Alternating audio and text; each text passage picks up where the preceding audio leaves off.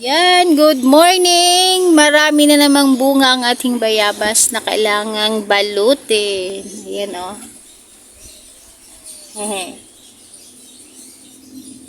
So kahapon ay nandito ang aking sister na mahilig mamitas ng bayabas. Kaya masipag din siya magtahi ng pambalot. Ayan. Kahapon nagtahi siya ng pambalot.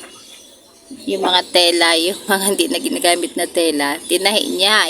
At ginawang pouch, pambalot ng bayabas. Kaya ngayon si Ate Jay naman ang nagbabalot ng mga bunga. Balot-balot. Mga 2 months lang yata yan, hinog na yan, maka-harvest na tayo. 2 to 3 months. 2 months maybe. Yan si Ate, sipag magbalot si Ate.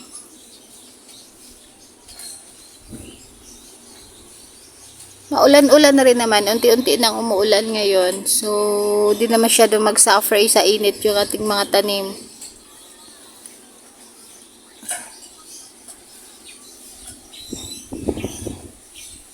Sinahan na ilan dun. Marami pang babalutin. Pero masyadong maliit pa yung iba.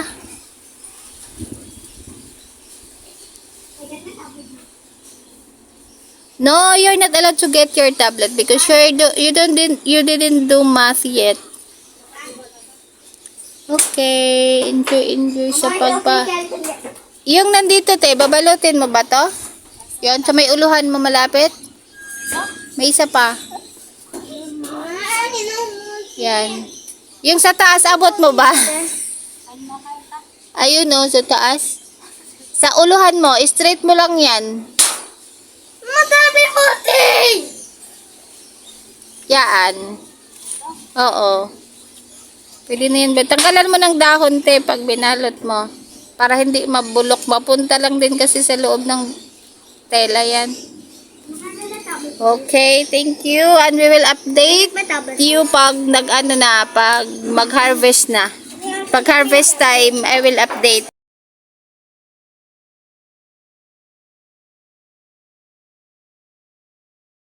Si Ate Monique naman ang nagbalot ngayon ng mga bayabas. Maraming babalutin eh. May bayabas. Doon bandanik sa mayon, doon oh, marami doon. Hindi naabot yata ni Jane. Ingat ka, putulin mo kaya Nick yung mga sanga na dry. Yung patay, ito oh. Nakasunggab kasi yan. Puno, isagad sa puno. Diyan. Kasi makatusok man na pag dili dry patay naman na yan eh. Lihulog dito, awag mong iwan dyan sa yero kay masira yung yero.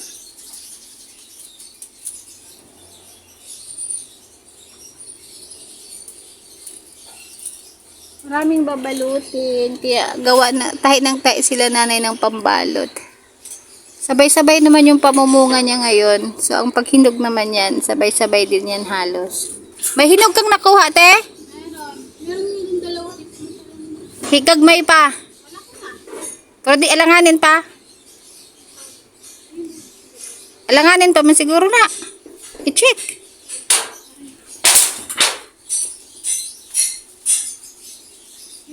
Gamay pa na. Ayaw nila. Ang agagmay pa yung nandiyan.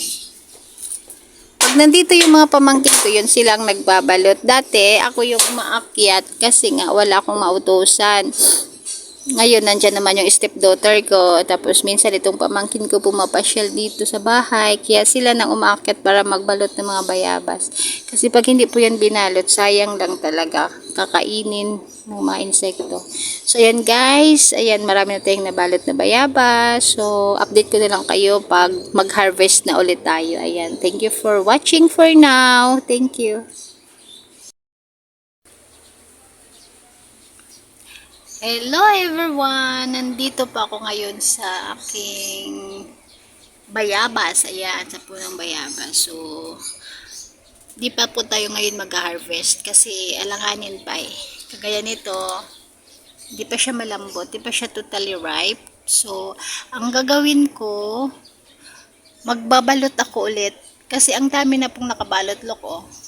Sobrang dami nang nabalot ng aking mga pamangkin. Pero may nakita pa May nakita pa akong ilan na hindi hindi nabalot. Kaso, kinakagat na ng mga insekto. Kaya kailangang balutin.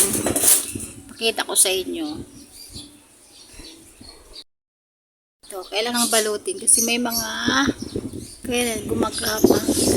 Kailangang balutin na yan para mapakinabangan. Tapos, okay, ito pa oh. Ito pa oh, kailangan siyang mabalot.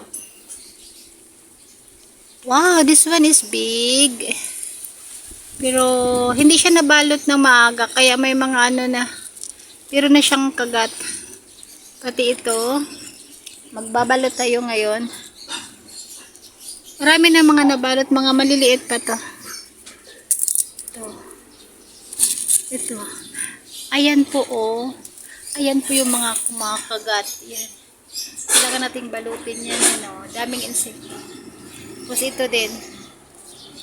Balutin din natin yan. Oh, there's a big one over there. Look, look, look. Kung nakita nyo. Wait. Meron akong nakita na dalawang malaki. Kaso hindi nabalot. Hindi siya nabalot. Kaya sa tingin ko marami na tong kagat. Ayan oh.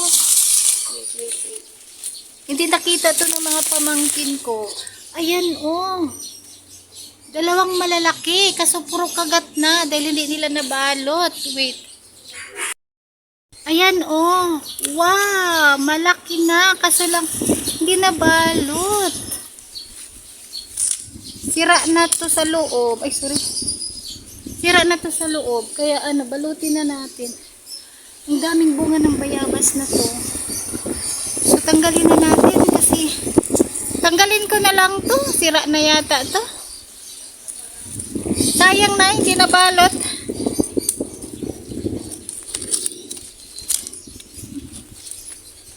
Oh, wait. Ang hirap. Ang hirap. Pitasin. Aroy. Wala kasi akong panghawak ng cellphone. Dito ako sa tuktok.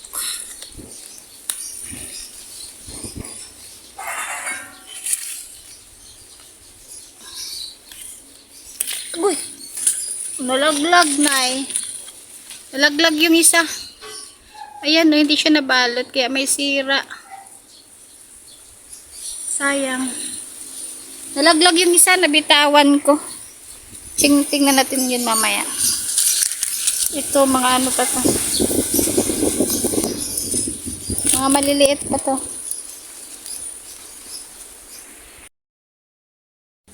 Yan, ang mga insekto dumadapo. Ayan, alanganin panay. Balutin na natin.